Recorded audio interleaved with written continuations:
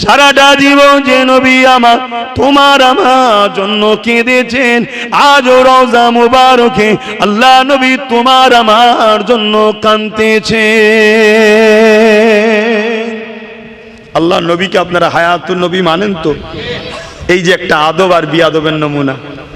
মুসলমান ঘরে ছেলে মেয়েরা, তরুণেরা, বাপেরা, এ নবী পাকের প্রেমিকেরা, আল্লাহ নবী, নূহ নবী, দয়া নবী সারাটা জীবন তোমার আমার জন্য কেঁদেছে।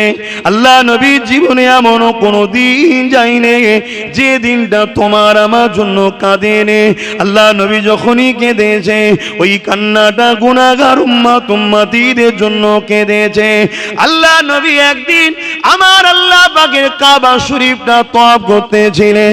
এই কাবা শরীফ তওয়াফ করতে করতে নবী আমার যখন কাবা তওয়াফ করতে করতে এমন একটা সময় হলো আল্লাহ নবী কাবা শরীফের সামনে সিজদায় পড়ে গেলে। নবী আমার সিজদায় পড়ে গিয়ে চোখের পানি ফেলে ফেলে কাঁদতে লেগেছে। আল্লাহ পাক জিবরাইলকে পাঠিয়ে দিলেন, ও হযরতে জিবরাইল জমিনে যাও, আমার হাবিব কেন কাঁদে জিজ্ঞাসা করো।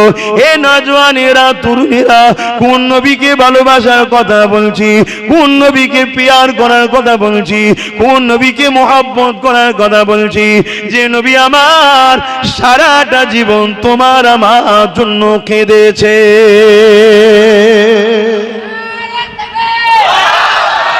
আল্লাহ এ নওজওয়ান তরুণেরা, হযরতে জিবরাইল আলাইহিস সালাম দুনিয়ার জমিনে এসে আল্লাহ নবীকে সালাম জানালেন। আসসালামু আলাইকা রাসূলুল্লাহ হাবিবাল্লাহ। আল্লাহ নবী সালামের জবাবটা দিয়ে বলতে লাগলেন, ইয়া রাসূলুল্লাহ হাবিবাল্লাহ, হুজুর আপনি কেন কাঁদেন? আল্লাহ নবী বলেছে, জিবরাইল আমি কেন কাঁদি আমার আল্লাহ জানে। তবে জিবরাইল আল্লাহ যখন তোমাকে জানাতে চেয়েছে এই জন্যই তো তোমাকে পাঠিয়েছে, যাতে করে তুমি এই খবরটার বাহানায় তুমি জেনে যাও। ও হযরতে জিবরাইল শোনো, আমার আল্লাহ পাককে যে জানিয়ে দিও আমি রাসূলুল্লাহ যখনই কেঁদেছি ওই কান্নাটা আমার গুনাহগার উম্মত উম্মতীদের জন্য কেঁদেছি। এ হযরতে জিবরাইল আমি কাবা শরীফটা তওয়াফ করতে করতে আমার উম্মত উম্মতীদের কথা মনে পড়ে যায় এবং অন্যান্য নবীর উম্মত উম্মতীদের কথা মনে পড়ে যায়। আজ জাতিদের ঘরে আল্লাহ পাক ধ্বংস করে দিয়েছে, কেননা তারা নবীর কথাকে অমান্য করেছিল। সামুদ জাতিকে আল্লাহ ধ্বংস করে দিয়েছে, কেননা তারা তাদের নবীর কথা অমান্য করে বেরিয়েছিল। আমি রাসূলুল্লাহ আমার বড় ভয় হয় আমার উম্মত উম্মতীদের একটা অংশ দুনিয়ার লোভ লালসায় পড়ে গিয়ে গাড়ি বাড়ি টাকা পয়সায় পিছনে ছুটতে গিয়ে দুনিয়ার মুনাফিকদের চক্রান্তের শিকার হয়ে গিয়ে দুনিয়ার লোভ লালসাতে জড়িয়ে গিয়ে আমি রাসূলুল্লাহ আমার কথাকে অমান্য করে বেড়াবে। আল্লাহ পাক যদি তাদের উপরে আযাব দিয়ে গজব দিয়ে ধ্বংস করে দেয়, আমার উম্মত উম্মতি কোনো ধ্বংস হয়ে যাবে। আমি রাসূলুল্লাহকে আল্লাহ রাহমাতাল লিল আলামিন করেছে, আমার উম্মত জাহান্নামী হয়ে যাবে। আমি রাসূলুল্লাহর মনে পড়েছে আমি তাদের মাগফিরাতের জন্য তাদের জন্য কাঁদতেছি। আরো জোরে বলুন সুবহান। চিন্তা করুন, ফুরফুরা সিলসিলা বলবেন না, সবটা ধরিয়ে দিচ্ছি। দাদা হুজুরের সিলসিলা বলবেন বা সিলসিলায়ে হক আহলে সুন্নাত ওয়াল জামাত বলবেন। সিলসিলা মানে তফকা, একটার পর একটা ধাপ সিঁড়ি পরস্পর। আহলে সুন্নাত ওয়াল জামাতের পূর্ব ভারতের আহলে সুন্নাত ওয়াল জামাতের 19-20 শতাব্দীর ইমাম ও ম্যানেজারের দায়িত্ব আমার রাসূল ও আমার আল্লাহ দাদা হুজুরকে দিয়েছে। জোরে বলুন সুবহানাল্লাহ। ফ্যাক্টরি কোম্পানিটা দাদা হুজুরের নয়, কোম্পানি হলো রাসূলুল্লাহর। জোরে বলুন সুবহানাল্লাহ। নবী বলেছেন ৭৩ দলে আমার উম্মত বিভক্ত হবে, ৭২ জাহান্নামী হবে, একটা জান্নাতি। কোন দল জান্নাতি? রাসূল বলেছেন যে দলে আমি আছি, আমার সাহাবারা আছে। হুজুর ওই দলের নাম কি? রাসূল বলেছেন আহলে সুন্নাত ওয়াল জামাত। যে দলে আমার আহাল, আমার পরিবার, আমার সাহাবা, আমার কোরআন, আমার সুন্নাহ, আমার সাহাবাদের আদর্শ রয়েছে, ওই দলটা হলো জান্নাতি দল। ওই দলের পূর্ব ভারতের ২৯-২০ শতাব্দীর ইমামের দায়িত্ব, দেখাশোনার দায়িত্ব। ইমাম আবার দুই ধরনের, একটা মসজিদে হয় আর একটা হলো দ্বীন ইসলামের জন্য হয়। ইমাম দুই ধরনের, মসজিদের ইমামকে শরীয়তের ভাষায় ইমামে সুগরা বলা হয়, ছোট ইমাম, আর যেটা দ্বীন ধর্মের জন্য আসে তাদেরকে বলা হয় ইমামে কুবরা, বড় ইমাম। দাদা হুজুরকে আল্লাহ ওই ইমাম করে পাঠিয়েছেন, জোরে বলুন সুবহানাল্লাহ। তাহলে ফুরফুর একটা জায়গার নাম। যদি আপনার পাড়ায় দাদা হুজুর আসতো, পুরো পূর্ব ভারতের মানুষ আপনার পাড়ায় আসতো, ফুরফুরায় কেউ যেত না। লক্ষ্য দাদা হুজুর, ফুরফুরা হলো লক্ষ্য না। যাক, একটু মিস্টেক হচ্ছে ধরিয়ে দিয়াটাই তো কাজ। আমারও মিস্টেক হলো ধরিয়ে দেবেন, অসুবিধা কি আছে? কেউ আমরা পণ নাকি? আমাদের সবার একটাই পরিচয়, মোহাম্মদ রসুলের আমরা উম্মত, তাই তো নাকি গো? এবারে আমার ভালো লেগেছে স্কুলে পড়ি, ওনার ভালো লাগে ওই স্কুলে পড়ে, ওনার ভালো লাগে ওই স্কুলে পড়ে। শুধু স্কুলে যাবার সময় দেখে নিতে হবে সিলেবাসটা রসুলের দিচ্ছে না অন্য কারো দিচ্ছে। অন্য কারো দিলে সেই স্কুলে যাবেন না, আর রসুলুল্লাহ সিলেবাস যদি থাকে যে স্কুলে হয় হোক যাক। কিছু বুঝতে পারলেন? বুঝতে পারলেন না? আমাদের স্কুলের উস্তাদ হলো দাদা হুজুর, কারো আছে আলা হযরত, কারো আছে হাজী ইমদাদুল্লাহ মুহাজির মেক্কি, যেমন দেওবন্দি ভাইদের কথা বুঝে আসছে। কিন্তু ইনারা, বা কারো আছে কারামত আলী জনপুরি, ইনারা সবাই নবী চিনিয়েছে। কথা বুঝতে পারছেন? হ্যাঁ, এটা বুঝাচ্ছে। আবার অন্যদিকে চলে গেলাম। তো যাক, আল্লাহ আমাদেরকে হেফাজত করে। তাহলে আমার রসুল আমাদেরকে কত ভালোবাসে, যাতে করে আমাদের ঘরে আল্লাহ অন্য নবীর উম্মতের মতো ধ্বংস না করে দেয়। কেন আমরা ভুল করছি না করিনি বলুন? আচ্ছা, আপনারা করেন না, আমার ভুল আছে ভাই, আমার অনেক ভুল আছে। আমি রাসূলুল্লাহর দ্বীনের অনেক কাজকে টাইম মতো, সময় মতো ঠিকভাবে পালন করতে পারছি না। তাহলে ভুল এটা। আল্লাহ কি ধ্বংস করে দিচ্ছে? কেন দেয়নি? রাসূল পাক কেঁদেছেন আমাদের জন্য, জোরে বলুন সুবহানাল্লাহ। মুসলমান ঘরে ছেলে মেয়েরা, তরুণেরা, বাপেরা, তরুণেরা, আল্লাহ নবী, নূহ নবী, দয়া নবী যখন হযরতে জিবরাইলকে কথা শোনাতে লেগেছে, আমার আল্লাহ আওয়াজ দিয়ে বলতে লেগেছে, আমার হাবিব আপনি কাঁদবেন না, আমি আল্লাহ পাক কুল কায়নাত বানিয়েছি, কিন্তু আপনার ভালোবাসাতে বানিয়েছি। আমি আল্লাহ পাক আপনাকে সব কিছুর আগে বানিয়েছি। সূরা ইয়াসিন পড়ে দেখুন, ইয়াসিন ওয়াল কোরআনিল হাকিম। এই ইয়াসিন নামটা কার? আমার রাসূলুল্লাহর নাম। এ যুবকেরা, তরুণীরা, বাপেরা, যখন আর ছিল না, কুরসি ছিল না, কিছুই ছিল না, আমার আল্লাহ তখন ইয়াসিন বলে আমার রাসূলকে ডেকেছে।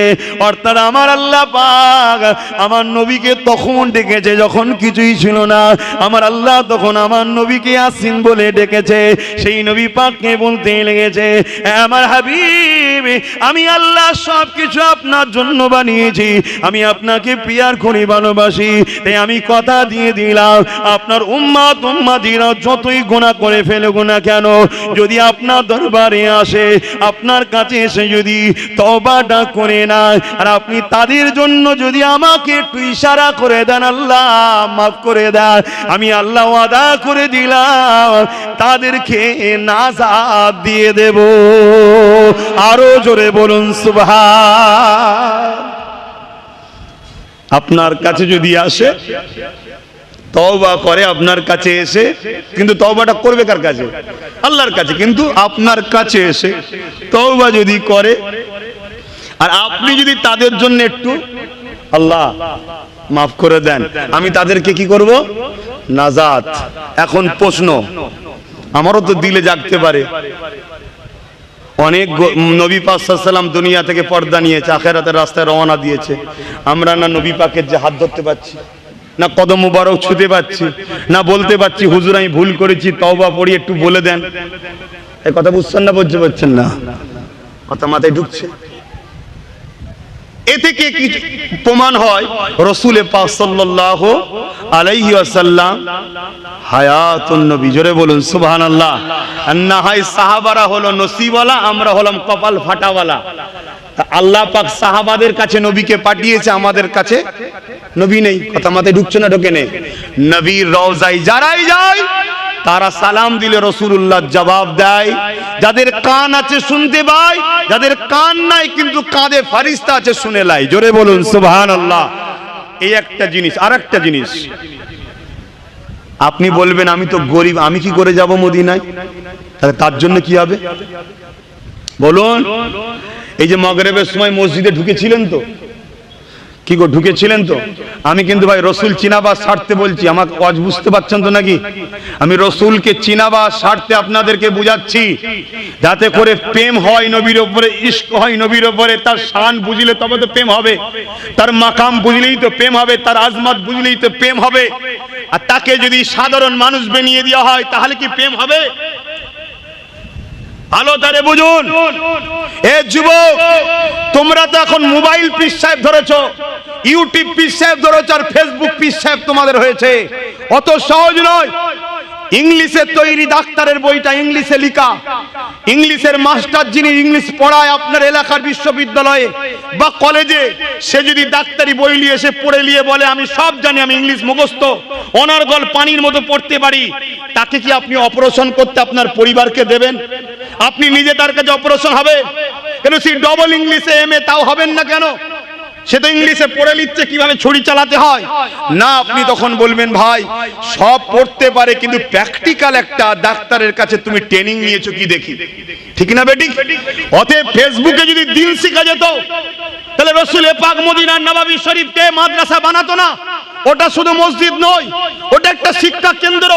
আল্লাহ নবী মক্কা থেকে ইয়াসরিবে যখন যায়, মদিনার নববী শরীফকে তৈরি করে।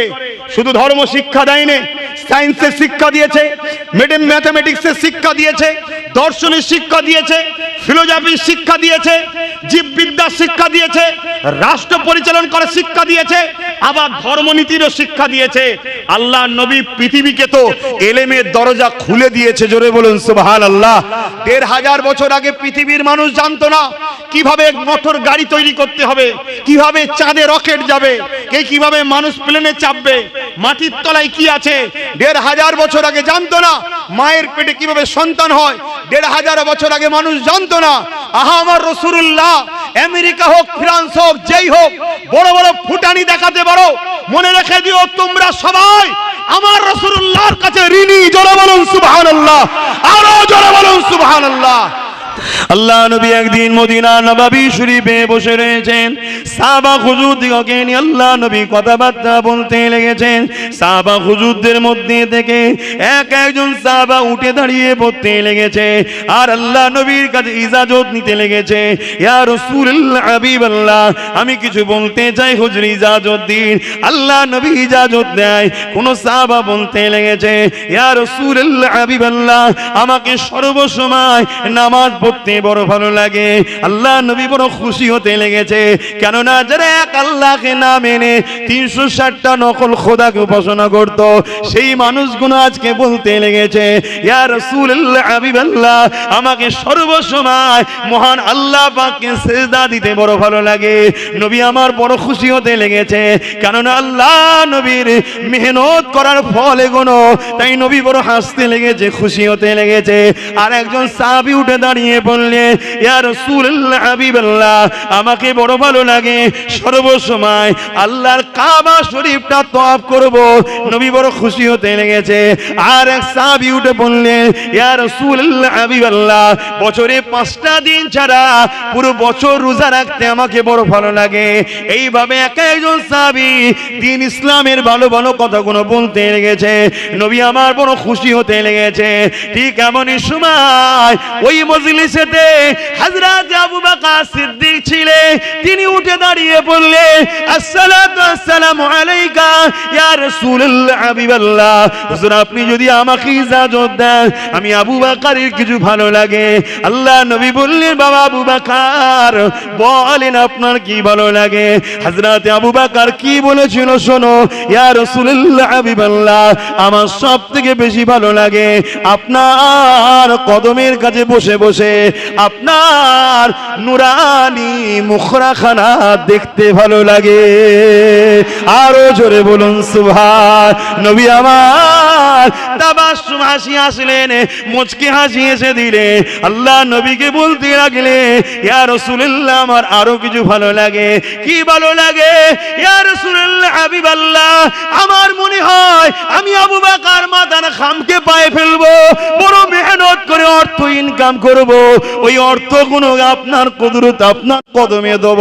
আর আপনি নিজের মনে করে আবু বকরের ইজাজত নেবেন না, আবু বকরকে জিজ্ঞাসা করবেন না, নিজের মনে করে যেখানে খুশি আপনি খরচ করবেন। আমি আবু বকরের এটা বড় ভালো লাগে। ইয়া রাসূলুল্লাহ হাবিবাল্লাহ, আমার আর একটা জিনিস ভালো লাগে। কি ভালো লাগে? হুজুর আপনার সঙ্গে সর্বসময় জুড়ে থাকতে বড় ভালো লাগে। আরো জোরে বলুন সুবহান।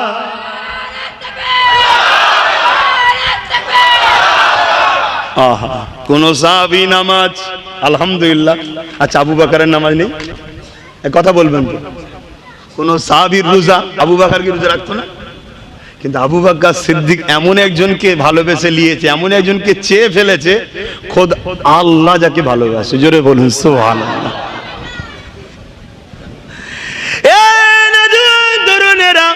হযরত আবু বকরের কথা শুনে আল্লাহ নবী দুই হাতকে তুলে দিলেন, ও আমার আল্লাহ, আমার আবু বকরের দোয়া গুলোকে কবুল করে নিন আল্লাহ, আমার আবু বকরের তামান্না গুলোকে কবুল করে নিন আল্লাহ। আমি রাসূলুল্লাহ আবু বকরের উপরে রাজি হয়ে গেছি, আল্লাহ আপনি রাজি হয়ে যান। এ যুবকেরা একটা কথা বলে যায়, তিনটে জিনিসের মধ্যে একটা, হযরত আবু বকর সিদ্দিক সম্বন্ধে আমাদের আম্মা জান হযরত আম্মা জান আয়েশা সিদ্দিকা রাদিয়াল্লাহু তাআলা আনহা বলতে লেগেছে, আমাদের আব্বা হযরত আম্মা জান আয়েশা হুজুরের আব্বা জান আয়েশা হুজুরের আব্বা হযরত আবু বকর সম্বন্ধে বলতে লেগেছে, আমি আমার আব্বাকে দেখেছি প্রায় সময় আল্লাহর কাছে কাঁদতেন, আজ জবানে বলতে লাগতেন, ও আমার আল্লাহ, কোরআনে এমন একটা আয়াত নাজিল করে দিন যে আয়াতটা ঠিক এমন হবে, এ আমার নবীর মান্যওয়ালারা, তোমাদের ধন দৌলত জমি জায়গা সবটাই মুহাম্মদ রাসূলের, তিনি যেমন করে খুশি খরচ করবে, কারো কাছে যেন ইজাজত না নিতে হয়। কেননা নবী পাক বারবার সাহাবাদেরকে বলতেন, বাবারা দিনের জন্য মাল দাও বাবা, এই যে চাইতে হতো, আবু বকর সিদ্দিকের দিলটা ভেঙে যেত, আরে আল্লাহর বন্ধু চাইবে, এটা আমি আবু বকর কি করে দেখি, তাই বারবার আল্লাহর কাছে কাঁদতেন আর বলতে, আল্লাহ আমি আবু বকর আশা রাখি এমন কোন আয়াত আপনি নাজিল করে দেবেন যে আয়াতে এটা ঘোষণা হবে মুহাম্মদ তোমাদের কাছে চাইবে না, যার মালক না কেন যখন খুশি নেবে খরচ করবে, তোমাদের বলার কিছু থাকবে না। ঠিক এইভাবে আমার আব্বা দোয়া চাইতে থাকতে, কোন একটা দিন আবু বকর ঘরের মধ্যে বসেছিল, আল্লাহ নবী ঘরে ঢুকলো, অর্থাৎ শ্বশুরের ঘরে বুঝাবার জন্য বলছি বাপ, সোজা খেলো যেখানে আবু বকর ধন দৌলত রাখতো ওখানে গেল, নিজে হাতে করে পয়সা অর্থ তখনকার সমাজ যে সোনার মুদ্রা ছিল সেগুলোকে নিজে হাতে করে তুললো, একবার আবু বকরকে বলল না, নিয়ে চলে যেতে লাগলো। আবু বকর সিদ্দিক দেখতে লেগেছে ঘরের দরজা থেকে বেরোবে, ঠিক এমন সময় আল্লাহ নবী বলেছিল, আবু বকর তোমার তামান্না কবুল হয়ে গেছে। আরো জোরে বলুন সুবহান।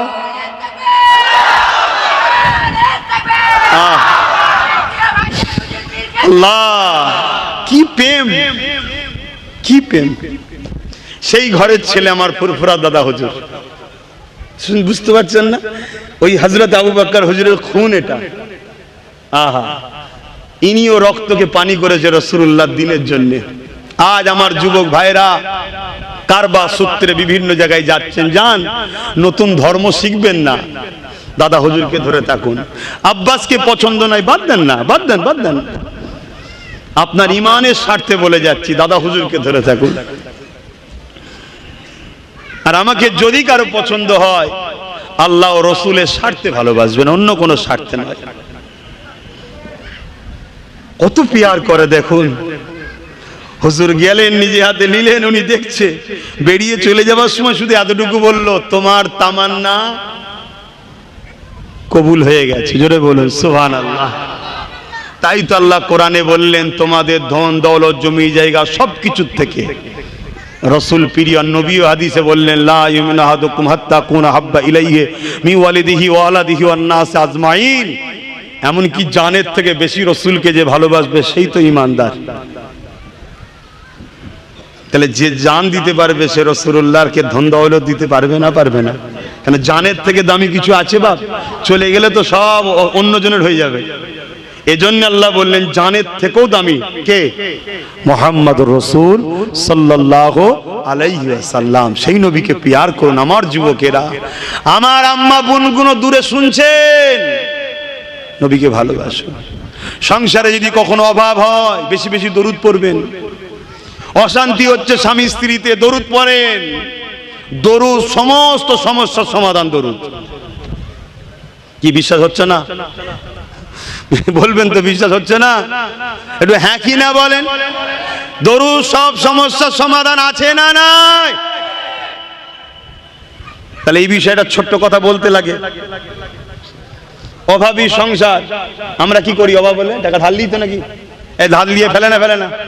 বন্ধু দিয়ে এক সপ্তাহ পরে দেবো। এক সপ্তাহ কেন, এক বছর হয়ে গেছে বন্ধুরা। এটা প্রবাদ বাক্য আছে, টাকা যাচ্ছিস কোথা? কি বলে? টাকা যাচ্ছিস কোথা? কি বলে? বন্ধুর ঘরে। আসবি কবে? কি বলে? চটে গেলে। কি টাকার জন্য বন্ধুত্ব চটে না? চটে না। আর আমাদের প্রয়োজনে নিয়ে ফেলি না অনেকে, যে 10,000 টাকা দে, কি 100 টাকা দে, কি 500 টাকা দে, এক সপ্তাহ পরে দেব। ধার লিই না প্রয়োজনে। একটা যুবক অভাবী ছিল, ধার নিয়েছে। এক সপ্তাহ পরে কি 15 দিন পরে দেবো। 15 দিন পারে গেছে, দিওয়া তো দূরের কথা, অভাবের জ্বালা আরেকজনের থেকে ধার নিয়েছে। তাকেও বলেছে আবার কিছুদিন পরে দেবো। তাকেও তো দূরের কথা, অভাবের জ্বালা আরেকজনের থেকে ধার নিয়েছে। লাস্টে 3 জন মিলে কাজীর কাছে বিচার দিয়েছে। এখন তার বিচার টিচার নেই, আগে বিচার ছিল। কথা বুঝে আসছে না? নাই। এখন যে বিচার করবে সেও তো বড় খেয়ে বসে আছে, সেও তো এক সমস্যা। কথা বুঝে আসছে না? নাই। তো সেই জায়গাতে বিচার করতে গেছে, বিচারের কাছে গেছে। সেই বিচার যখন হবে, আবার এই কথাকে কাটিং করে যেন কেউ আবার অন্য মেসেজ দেবে না। আমি বিচার বলতে আমাদের এলাকার যারা পাড়ার মোড়ল টোড়ল থাকে এদের কথা বলছি। দেশের নাগরিক হিসাবে যে কোনো বিচারালয় রয়েছে ওই বিষয়ে বলছি না, তাদেরকে সম্মান করি, শ্রদ্ধা করি। আমাদের সমাজে যে বিচারগুলো হয়, আগে হতো, এখন আর আছে ভাই? নেই। তো এই বিচার যখন করতে গেছে, কাজী সাহেব বলেছে 3 দিন সময় দিলাম, 3 জনে যদি ঋণ না শোধ করো তোমাকে জেল দেওয়া হবে আর বেতের আঘাত দেওয়া হবে। বেতের আঘাতে বহুত লাগে জানেন তো, বলেছে। তো ছেলেটা বড় ভয় খেয়ে গেছে, কি হবে, খুব কাঁদছে। কাঁদতে কাঁদতে যখন ঘরে যাচ্ছে, একজন দরবেশ বান্দার সঙ্গে দেখা হয়েছে। দরবেশ বোঝেন? আল্লাহর পাগল যারা দুনিয়ার খেয়ালে থাকে না, খাওয়া হলো হলো, না হলো না হলো। কথা বুঝে আসছে? এই দরবেশের সঙ্গে দেখা হয়েছে। দরবেশ বলছে তুমি এত কাঁদছো কেন? তখন সে ব্যাপারটা সব খুলে বলেছে। বলছে শোনো, তোমাকে একটা ভালো কথা বলছি। কি? তুমি রাসূলুল্লাহর উপরে দরুদ পড়ো। বলছে আমার টাকা দরকার, তো দরুদ পড়লে কি হবে? বলছে পড়ো না, পড়ো, তোমার সমাধান হয়ে যাবে। জোরে বলুন সুবহানাল্লাহ। ছেলেটা শুনেছে, ঈশান নামাজ পড়েছে, দরুদ পড়েই যাচ্ছে। ভাই এ দরুদটা ভয় আছে না নাই? জেল হবে, মারবে। আগেকার সময় মানুষের ভয় লাগতো, এখন তো জেল মানে যে একবার ঘুরে আসবে, যদি চোর থাকে ঘুরে আসার পর ডাকাতে যাবে। সেই জায়গায় তখনকার সময় তো বিচার খুব কঠিন ছিল, তাই ভয়ে কাঁদছে। ওই ভয়ে দরুদ পড়ছে, তাহাজ্জুদের ওয়াক্ত পার হয়ে গেছে, দরুদ পড়েই যাচ্ছে। কখন ঘুমিয়ে পড়েছে, আল্লাহর নবীকে খবে দেখছে। জোরে বলুন সুবহানাল্লাহ। তোর মতো যদি ঋণী হতে পারতাম তাও লাভ ছিল, তোর মতো যদি রসিওয়ালা হতো। আল্লাহর নবীকে দেখার পরে সে বলতে লেগেছে, হুজুর আপনি আমাকে সাহায্য করুন। কি করুন? জোরে বলুন, জোরে বলুন। অনেকে রসুলকে সাহায্য বললে আবার ফতোয়া দেয়। রসুলকে রসুল জেনে সাহায্য করা বলাটা ফতোয়া দেবেন না, সুন্নাতে সাহাবা হবে। জোরে বলুন সুবহানাল্লাহ। রসুলকে আল্লাহ জেনে যদি কেউ চায় সে বেঈমান কাফের হবে। কিছু বুঝাতে পারলাম? আমরা সমাজে বলি না ভাই তুই আমায় সাহায্য কর, বলেন না? বলেন না কেন বলেন? আল্লাহ জেনে বলছেন তো এখানে ফতোয়া নাই। কেন? মানুষ জেনেই বলছে। এখানে সাহায্য মানে কি? তুমি আমার পাশে দাঁড়াও। কথা বুঝে আসছে? তোর মুহাম্মদ সাল্লাল্লাহু আলাইহি সাল্লামকে যখন এই কথা বললেন, আমার রাসূল পাক সাল্লাল্লাহু আলাইহি সাল্লাম তখন বললেন, শোনো তুমি অমুক রাজার কাছে সকালে যাবে, গিয়ে বলবে আল্লাহর নবী আমাকে এতটা দিরহাম দিতে বলেছে, আমি ঋণী আছি। তখন সে খবের মধ্যেই বলছে, হুজুর রাজার ব্যাপার, আমার মতো ফকিরকে এলাই হতে দেবে না, সে আমি কথা বলবো কি করে? তুমি যে বলবে খুব পার্সোনাল কথা আছে, নবী পাঠিয়েছে, নবীর পক্ষ থেকে মেসেজ আছে, সে রাজা বড় আশেকে রসুল। কথা বুঝে আসছে না? নাই। আর আমরা যদি কেউ ঋণী হয়ে আমাদের এই সবের কাছে যদি বলি ভাই এরা কি শুনবে? এরা তো কেউ আশেকে রসুল নেই, ওজন দুশ্মন দিন ইসলামের। সত্য বলছি না ভুল বলছি গো? এরা ইসলামের দুশ্মন। তখন বলছেন হুজুর আপনি যে আমায় পাঠাচ্ছেন এটা সে বিশ্বাস করবে কি করে? আল্লাহ নবী বললেন, শোনো তার আর আমার বিছখানে একটা গোপন খবর আছে, অন্য কেউ জানে না, তার স্ত্রীও জানে না। তার স্ত্রীও জানে না। কি? প্রতিদিন ঈশান নামাজ বাদ 500 বার করে, কোন কোন কিতাব আছে 3000 বার, ইখতিলাফ আছে 200 বারও আছে, 500 বার করে দরুদ শরীফ পড়ত। গতকালকে ওই রাজা রাজকাজে এত ব্যস্ত ছিল, নামাজ পড়ি শুয়ে পড়েছিল, দরুদটা পড়েনি। এই মেসেজটা তুমি দাও, বিশ্বাস করে নেবে। খবরটা নিয়ে গেছে, অনেক বড় কথা। রাজাকে যখন এই মেসেজটা দিয়েছে, রাজা তো উঠে দাঁড়িয়ে পড়েছে, দাঁড়িয়ে তিজারতি খুলে দিয়েছে, নিয়ে যাও। আমাকে কমসে কম এতটুকু মেসেজ দিলে যে আমার রসুল আমাকে স্মরণ রেখেছে। জোরে বলুন সুবহানাল্লাহ। দরুদ তো তুমিও পড়ি আমিও পড়ি। কথা বোঝা আসছে? কিন্তু মানুষটা যতটুকু প্রয়োজন ততটুকুই নিয়েছে। অনেক বড় কথা ভাই, ঋণ শোধ করেছে আর করেছে অনেক কথা। আমি ওইদিকে যাচ্ছি না। তাহলে দরুদের সমস্যা সমাধান আছে না নাই? আজ একটু রায় তো করো। দরুদ পড়লে তো পাপ নাই, তা ট্রাই করতে কি অসুবিধা আছে? মুহাম্মদ রসুলকে ভালোবাসেন, পিয়ার করুন, মজবুত হন। নবী পাক সাল্লাল্লাহু আলাইহি ওয়াসাল্লাম বললেন, আমি বিদায় নিচ্ছি, তোমাদের কাছে রেখে গেলাম আমার খানদান, আমার পরিবার। তাই কিয়ামতের শেষ দিন পর্যন্ত তোমরা কুরাইশের ঝান্ডা ধরবে। তোমাদের দুনিয়াতেও অসুবিধা হবে না, আখিরাতেও অসুবিধা হবে না। জোরে বলুন সুবহানাল্লাহ। আসুন, আমাদের সময় এসেছে। আগামী দিন যে ভয়ানক পরিস্থিতি আসছে, পুরো পৃথিবী জুড়ে আমার রাসূলুল্লাহ দ্বীনের উপরে হামলা হচ্ছে। কেউ মসজিদের উপরে, কেউ মাদ্রাসার উপরে, কেউ পর্দার উপরে, চারিদিক দিয়ে হামলা করছে না করেনি। লক্ষ্য একটাই, ইসলামকে মিটিয়ে দেবে। এই লক্ষ্যকে ব্যর্থ করার জন্য আমাদেরকেও শক্তিশালী হতে হবে। কথা মাথায় ঢুকছে? সেই জায়গায় আপনারা সংগঠিত হন, ঐক্যবদ্ধ হন। কথা মাথায় ঢুকছে না? ঢোকে না? হ্যাঁ, আপনি লিডার তাকে করুন যে একজন সচ্চা হবে, ইমানদার হবে, যে আপনার দিনের কখনো ক্ষতি করবে। এটা আপনার কাজ। আপনার কাছে আছে 1 টাকা, আপনি ভাবছেন 1 টাকায় আর কি হবে, কি হবে জানার দরকার নেই। চাইছে 2 জন, তার মধ্যে একজন তাকে আপনি চেনেন, এ চোর হোক ডাকাত হোক, তাকে যদি আপনি 1 টাকা দেন, সে অস্ত্রের সঙ্গে কিনে মানুষকে ক্ষতি করবে। আপনিও বিপদে পড়বেন, মানুষও বিপদে পড়বে। মানুষকে যে মারলো সে নিজেও গুনাহগার হলো, আপনিও গুনাহগার হবেন, কারণ আপনি তাকে সহযোগিতা করেছেন।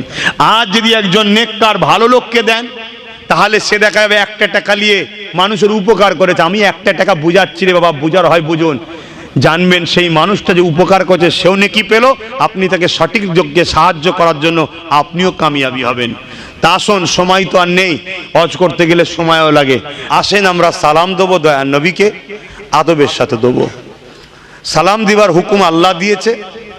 বসে দেবেন না দাঁড়িয়ে দেবেন ওটা আপনার রুচির ব্যাপার। আমরা সাহাবা হুজুরদের জীবনী দেখেছি, বাবুল আদব কিতাবুল কিয়াম, সাহাবারা যখনই নবীকে সালাম দিতেন দাঁড়িয়ে দিতেন, তাই আমরা দাঁড়িয়ে দিচ্ছি। কেউ যদি বসে দেয় আমরা তাদেরকে বেঈমান কাফের জাহান্নামী বলি না। কিন্তু আমাদের দাঁড়ানোতে কেউ যদি ইখতিলাফ করে বলবো আপনি অন্যায় করছেন, জুলুম করছেন। কেন? দাঁড়ানোটা কোরআন সুন্নাহর কোনো জায়গায় নেই যে নবীকে সালাম দিবার সময় দাঁড়ালে নিষেধ করেছে রাসূল। কথা বুঝে আসছে? সালাম দিবার হুকুম তো আল্লাহ দিয়েছে। আলুও হালাল, গোস্তও হালাল। আপনি একসাথে খাবেন না এটা ভেজে খাবেন, ওটা কষা করে খাবেন, ওটা আপনার রুচির ব্যাপার। কথা মাথায় ঢুকছে না ঢোকে নেই? দাঁড়িয়ে সালাম দিতে বলে, সালাম দিবার হুকুম আল্লাহ দিয়েছে, আপনি বসে দেবেন না দাঁড়িয়ে দেবেন আপনার ব্যাপার। বসে দিলে যে হবে না সেটা তো আমি বলছি না, কিন্তু দাঁড়িয়ে দিলে হবে না এটা যদি কেউ বলে জানতে হবে ফিতনা সে করলো, ফিতনা সে করলো। কেন বসে দিলে আপনার রুচি, দাঁড়ানোটা আদবের দিক দিয়ে সব থেকে উত্তম। আমরা মনে করি রসুলকে যখন দেবো সব থেকে উত্তমটা দেবো। কেন? সালাম দিলেই নবী কি করবে? জবাব দেবে। তো জবাবটা বসে বসে নেবো? দরুদটা বসে পড়ি কেন? দরুদে নেকি হয়, দরুদে কি হয়? নেকি হয়, আর সালামে জবাব পাওয়া যায়। আমার দয়ার নবী সালামের জবাব দেবে আর আমরা বসে নেবো, তা একটু আদবের সঙ্গে দিই। আর যেখানে সাহাবাদের প্রমাণ আছে, সাহাবারা দিয়েছে। মিশকাত শরীফ খুলুন, বাবুল আদব দেখুন, কিতাবুল কিয়াম দেখুন, নবী পাকের বেটি ঘরে রয়েছে, রাসূলুল্লাহ গেছেন, বাপকে দেখে বেটি উঠে দাঁড়িয়েছে, সালাম দিয়েছে, হুজুরের হাতে চুমা দিয়েছে, আব্বাকে বসিয়েছে, পাশে বসিয়ে কথা বলছে।